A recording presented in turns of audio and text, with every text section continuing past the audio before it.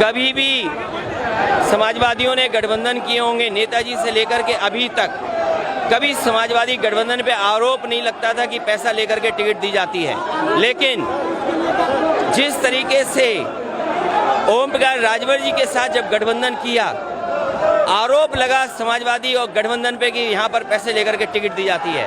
उन्हें अगर बीजेपी के साथ जाना है, बीजेपी के साथ तालमेल है, और बीजेपी का काम है divide and rule. Divide and rule केवल ये नहीं है कि जातियों में बांटना, धर्म में बांटना। मैंने सदन में भी कहा था कि डिवाइड एंड रूल का मतलब ये भी है कि विपक्ष को बांट के रखें, विपक्ष के लोगों को डरा के रखें। हो सकता है कोई डर हो, बीजेपी की तरफ से कोई दबाव हो। आपने महाराष्ट्र में देखा, मध्य प्रदेश में देखा, बंगाल में आप देख रहे हैं, दिल्ली में आप देख रहे हैं। कांग्रेस की सबसे बड़ी नेता, क्या कोई कल्पना कर सकता है कि उन्हें भी ईडी बुला लेगा?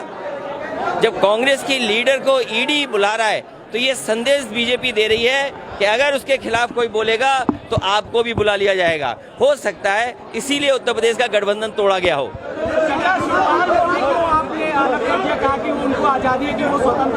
नहीं, वो हमारे चाचा हैं और चाचा रहेंगे। लेकिन अगर उन्हें ये लगता है कि मैं सम्मान नहीं दे पा रहा हूँ तो मैं उन्हें स्वतंत्र करता हूँ और उनको खुली छूट है कि जिस दल के साथ जाना चाहें, जैसा गठबंधन करना चाहे। और सबसे खुशी बात ये होगी कि वो अपना दल दोबारा बनाएं। उनका एक दल है, जो पिछड़े हैं, दलित हैं या अल्पसंख्यक हैं, जो आवाज़ उठाना चाहते हैं लोहिया जी की, जयप्रकाश जी की, उस सिद्धांत को अपने दल में शामिल करें, वैसे लोगों को और आगे बढ़ाएं। लगातार आप पर सवाल उठाते हैं कि आप एसी से बाहर नहीं निकल। देखिए, एसी क्या है, मैं 22 साल राजनीति हो गई मुझे, और 22 साल में आप सब जानते होंगे कि किसके इशारे पे उठा रहे होंगे। मुझे तो लगता है कि उनके अंदर आत्मा किसी और दल की आ गई है।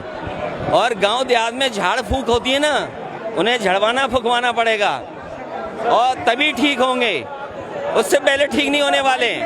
उनको क्यों मिली है? ये इसलिए मिली कि जो बीजेपी को खुश करेगा उसे सुरक्षा मिलेगी, बीजेपी को जो खुश रखेगा वो स्वतंत्र और आजाद घूमेगा। कावड़ियों का सम्मान होना चाहिए, वो धर्म का है, और धर्म में बहस नहीं होनी चाहिए, धर्म में तर्क नहीं होना चाहिए।